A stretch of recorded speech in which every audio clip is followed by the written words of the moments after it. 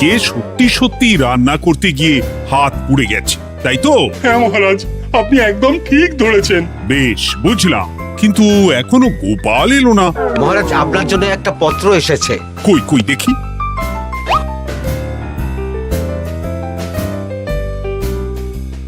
ঠিক আছে, তুমি এখন এসো।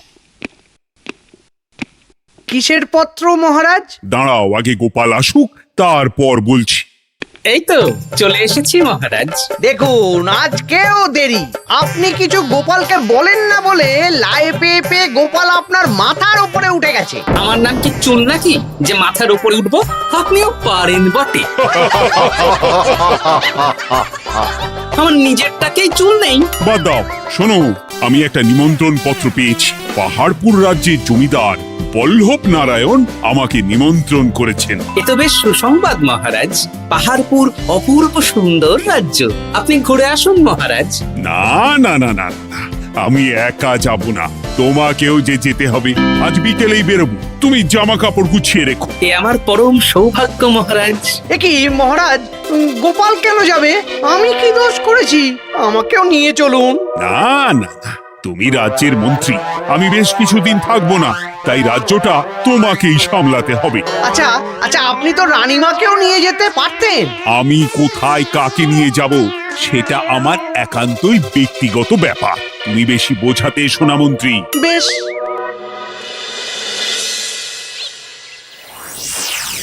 গোপাল গোপাল আর গোপাল, এই গোপালের জন্যে আমাদের কপালটাই মন্দ থেকে গেল। মন্দ না, বলুন বন্ধ থেকে গেল। সব সুযোগ ওই গোপাল পাবে, আর আমাদের বেলা ছাই। আজকেও গোপাল রাজসভায় দেরি করে এলো, তবুও বেটাকে মহারাজ কিছু বললেন না। বলবে কি?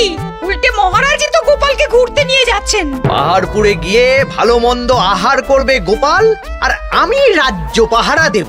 হ্যাঁ, ঘেন্না ধরে গেল এই জীবনে। গোপাল যতদিন আছে ততদিন কিন্তু আমরা ওই ফুলে ফেপে উঠতে পারবো না। গোপালের যেন 7 খুন মাপ। আমরা তো বানের জলে ভেসে এসেছি। আপনি তো গোপালকে তাড়ানোর অনেক চেষ্টা করেছেন, কিন্তু কিছুতেই কিছু হয়নি। হবে কি করে? গোপালের একে ওই ক্ষুরোধার বুদ্ধি, তারপর মহারাজের উপর অগাধ বিশ্বাস, দুটো মিলেমিশে এক হয়ে গেছে। মাঝে মাঝে তো মনে হয় বেটাকে মেরেই ফেলি। আমার দু চক্ষের বিষ।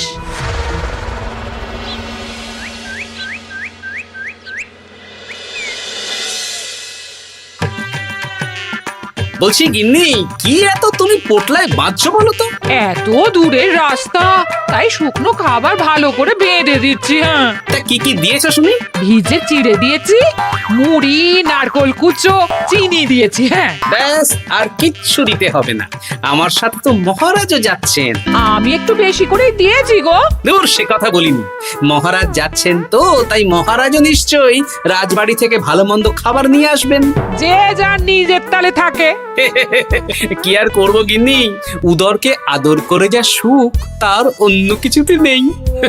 বেশ বেশ, সাবধানে যেও। হ্যাঁ, তুমিও সাবধানে থেকো কিন্তু। আর নাতনি নাতনিগুলো এলে তাদের জানিয়ে দিও যে দাদু বেশ কিছুদিন থাকবে না। ঠিক আছে গো, ঠিক আছে।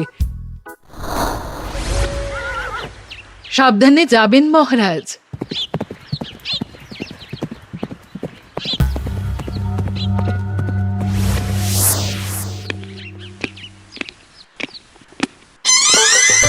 তুমি হুটহাট করে কোথায় চলে যাও বলো তো?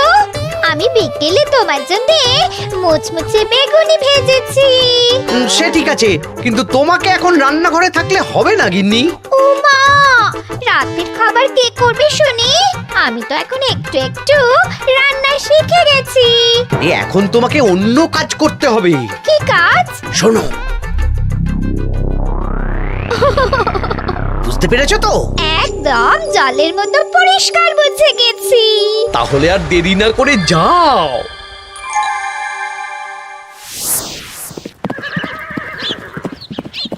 মহারাজ একটা কথা বলতে পারি? বলো গোপাল। আমরা পাহাড়পুর জমিদার বাড়িতে যাচ্ছি কেন? তুমি তো জানো আমাদের সেনাপতি এখন একা একাই নিজের সংসার সামলায়। হ্যাঁ, ওই ঘটনার পর থেকে তো সেনাপতির জন্য ভালো পাত্রীও পাওয়া যায়নি। পাহাড়পুরের জমিদার বল্লভ নারায়ণের একমাত্র কন্যা এখন বিবাহযোগ্যা, তাই আমি আর তুমি দেখতে যাচ্ছি। সেনাপতিকেও সাথে নিয়ে গেলে হতো। না, আগে আমরা যাব, মেয়েটা কেমন সেটা বিচার বিবেচনা করে ফিরে আসব। তারপর যদি সেনাপতি রাজি হয় তখন আমরা বাকি ব্যবস্থার দিকে এগোবো, তাই তো?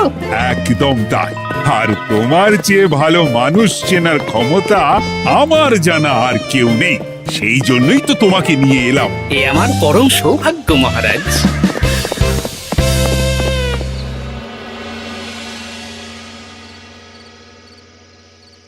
প্রণাম রানীমা।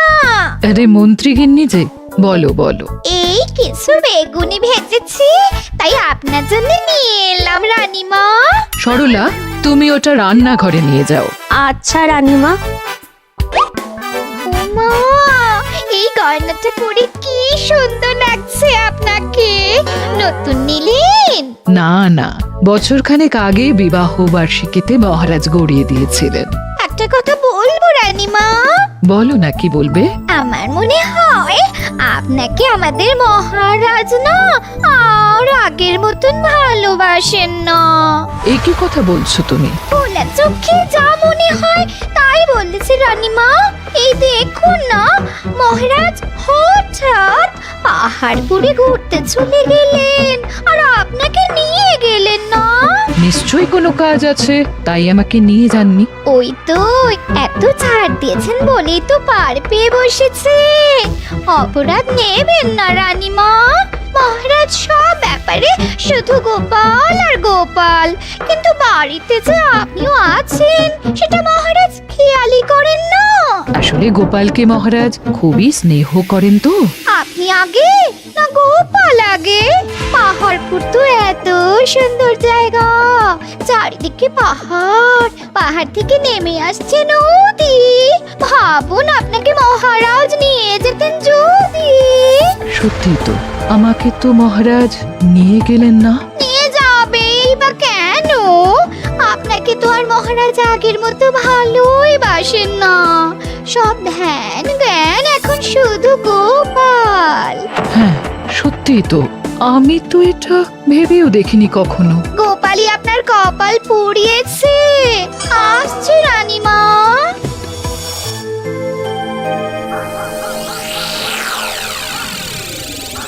কি গো গিন্নি, আমি যেমন যেমন বলেছি তুমি তেমন তেমন রানীমাকে বুঝিয়েছো তো? হ্যাঁ হ্যাঁ, আমি একেবারে এমন ভাবে কানে পুষ্পমন্ত ঢেলেছি, রানীমার কান মাথা সব সব ভরে গেছে। এবার শুধু মাঝে মাঝে ইন্ধন জুগিয়ে যেতে হবে, বুঝলে? তারপরে তোমার পথের কাঁটা ফাঁকা হয়ে যাবে। আর একবার গোপাল সরে গেলেই আর কোনো চিন্তা নেই। দু হাত ভরে রোজগার করবে গো।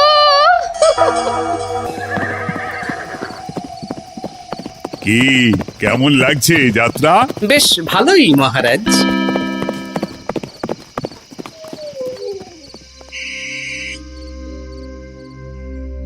রানীমা, খাবার কি আমি এই ঘরে নিয়ে আসবো? না, আজ আমি কিচ্ছু খাবো না, কিচ্ছু না, খিদে নেই, যাও। এ কি রানীমা, আপনি তো সেই দুপুরের পর কিছুই খাননি। তোমাকে একবার কিছু বললে তুমি বুঝতে পারো না? বলেছি তো আমার খিদে নেই, আমাকে বিরক্ত করো না, যাও।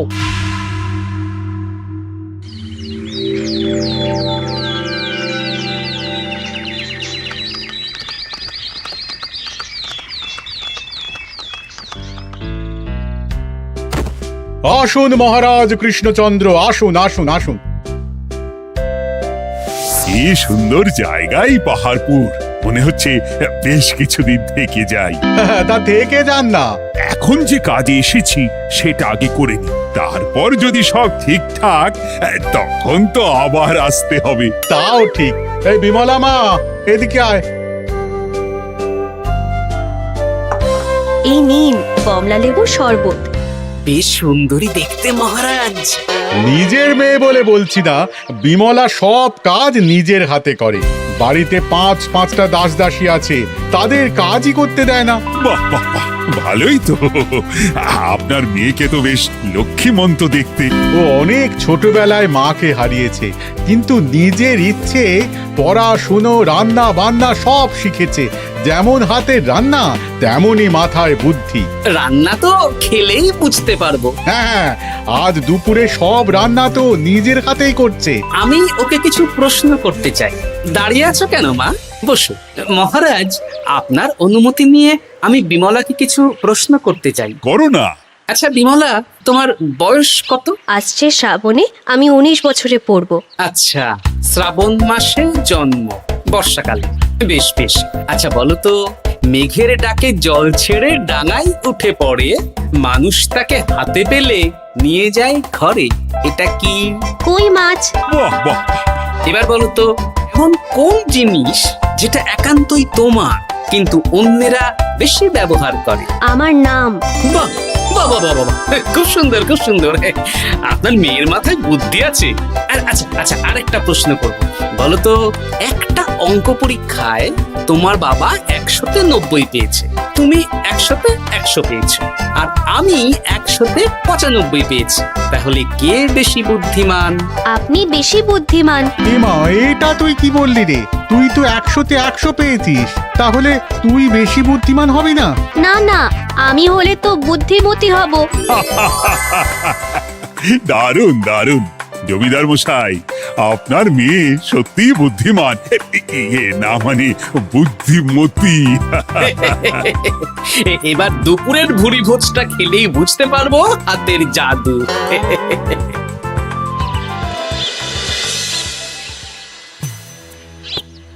রানীমা, বেলা হয়ে গেছে, এভাবে না খেয়ে থাকবেন না, আপনার শরীর খারাপ করবে। তোমাদের মহারাজ আসুক, তারপরে খাবো। যতদূর জানি মহারাজ আগামীকাল সকালে ফিরবেন। বেশ, আমাকে একটু শরবত করে এনে দাও, আর কিছু খাবো না। আচ্ছা রানীমা। বুঝলি, আজ পুকুর ঘাটে গিয়ে যা শুনলাম না। কি শুনলে? রানীমা গতকাল বিকেল থেকে কিচ্ছু খাচ্ছেন না, মহারাজের ওপর রাগ করে। এখন রানীমার রাগ, এরপর ভাগ গোপাল ভাগ।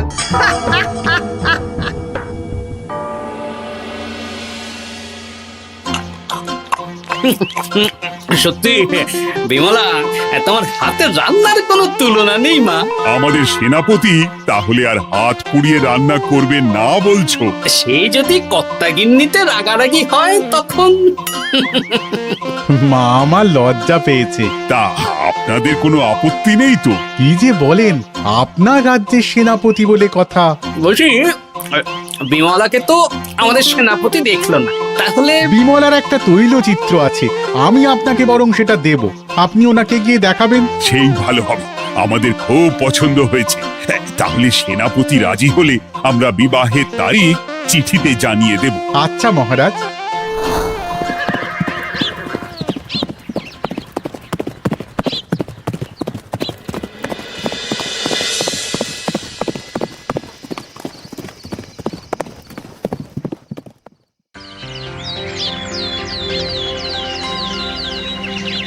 মহারাজ, আমি তাহলে আসি।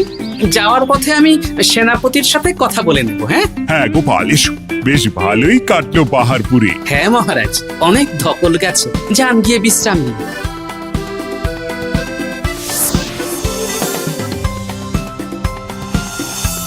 কি সেনাপতি, পছন্দ তো? হ্যাঁ, খুব পছন্দ হয়েছে গোপাল। তোমার চোখ তো দেখছি একেবারে জহুরির চোখ।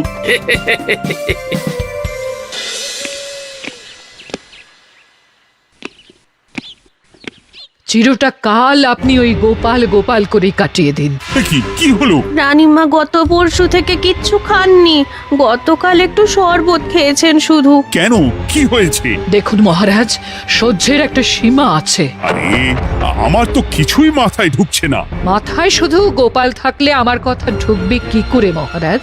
আপনি আমাকে আর আগের মতো ভালোবাসেন না মহারাজ। এসব কি বলছো রানী? ঠিকই বলছি, আপনি খেয়ালই করেননি যে আমি গলায় আপনার পছন্দের পান্নার হার পরেছি মহারাজ? আরে আমাকে বলার সুযোগ দেবে তো। দেখুন, আপনি পাহাড়পুরে ঘুরতে গেলেন, গোপালকে নিয়ে গেলেন। আমারও মনে হয় কোথাও ঘুরতে যাই মহারাজ। আরে গোপালকে নিয়ে যাওয়ার প্রয়োজন ছিল, তাই নিয়ে গেছি। গোপাল তো আপনার প্রিয়জন, তাই ওকেই আপনার প্রয়োজন, আমি তো কেউ না। দেখো, গোপাল আমার সব বিপদে আপদে পাশে থাকে, তাই ওকে ভরসা করি, সেটা তো তুমি খুব ভালো করে জানো। আজকের পরে হয় গোপাল থাকবে, না হলে আমি থাকবো। না না না, এ হতে পারে না।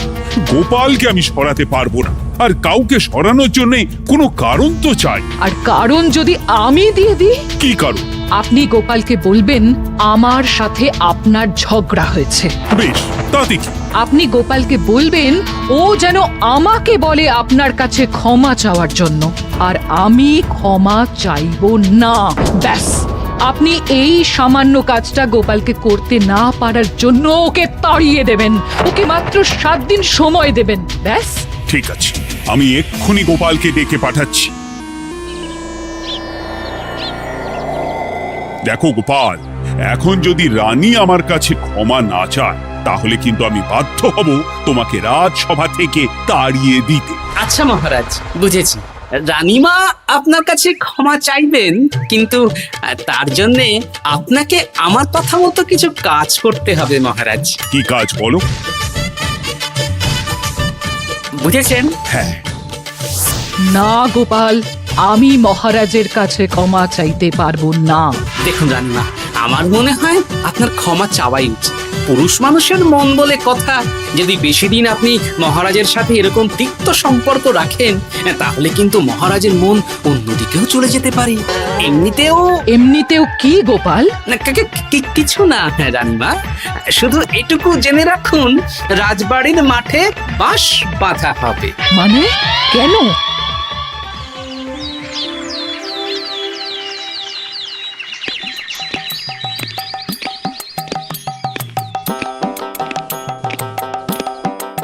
আসতে পারি মহারাজ? হ্যাঁ, এসো এসো।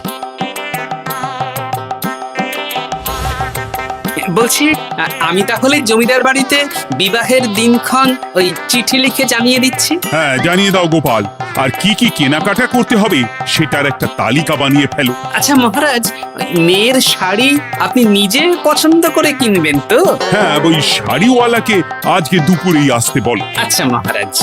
বিয়ের শাড়ি, কেনাকাটা, এসব কি মহারাজ? সেসব বলা যাবে না রানী, সময় হলে জানতেই পারবে। তবে বিমলাকে অপরূপ সুন্দরী দেখতে, এটুকু বলতে পারি। দেখুন তো মহারাজ, ওই টোপরটা ঠিক আছে কিনা? একদম ঠিক আছে, খুব সুন্দর। শাড়িওয়ালা এক্ষুনি আসছে। আসছি মহারাজ। এসো এসো। কার জন্য শাড়ি লাগবে মহারাজ? রানীমার জন্য? না না, বিমলার জন্যে। বিমলাকে? এক অপরূপা তরুণী, বুদ্ধিমতীও আছে, ধীর স্থির, ঝগড়া করে না। বেশ, অনেক হয়েছে মহারাজ, দোহাই আপনার, আপনি দ্বিতীয় বিয়ে করবেন না। আমি ক্ষমা চাইছি। কি বলছো রানী? আমি বুঝতে পেরেছি, আমি আপনাকে গোপালের নামে 2-4 কথা শুনিয়েছি বলে আপনি বিয়ে করতে চলেছেন। আমি আর রাগারাগি করব না, আমাকে ক্ষমা করুন।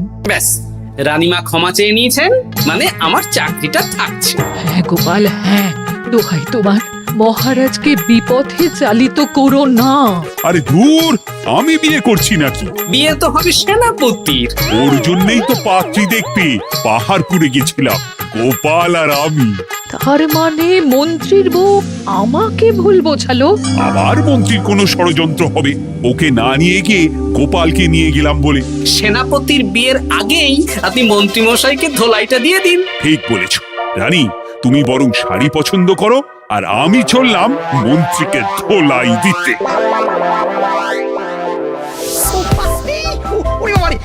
তুমি এত নীচ, তোমার গিন্নিকে দিয়ে রানীর কানে বিষ ঢালা? ভুল হয়ে গেছে, ক্ষমা করে দিন। এখন মন্ত্রীমশাই ভ্যাঁ করছেন, কদিন পরে সেনাপতির বিয়েতে প্যাঁ হবে ছাদনা তলায়।